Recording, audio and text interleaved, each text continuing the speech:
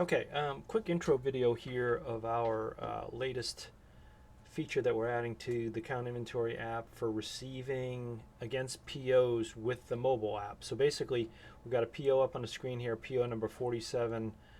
You can see what we do is we pull in the purchase order onto our screen and we present that for you. And then what you can do is scan to receive against this PO. So what you would do is if you have your items or your barcode values labeled throughout your warehouse, you could enter that in. Now we're just typing it in for this demo, but it basically pulls up that particular item off of the PO you see in the background here. Shows that item. You can then decide where you want to receive it to, which warehouse, which bin you want to receive to. If it's a serialized item, you can put a serial number in or two, and then you can just go into the next item and so on, and just receive against that order, against that purchase order to create receipts. And they go on to kind of show here. So this is sort of a beta video for you to see.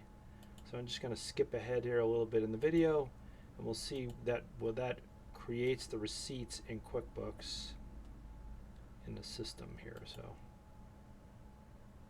So they're warning about the way to put in serial numbers. So they're creating the item receipt, and you can see we were using PO number 47 with these 4 items on there. So then what we'll do is just show you that the receipt gets created in QuickBooks for those values. And you can see, all right, we'll go forward to the next one right there. There's the PO with the receipt that was created against PO 47 right here, and it puts 47 in the memo field. We do that kind of as a small little adder that we're doing, but basically you can see the PO that it was received against is right here. It shows the serial numbers. You don't have to enter serial numbers, but if they're serialized items, you can do that.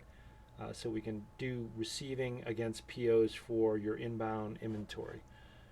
Please contact Accuware if you have any questions. Again, this is a new release screen from us, which will be kind of finishing in the next 48 hours. Thanks.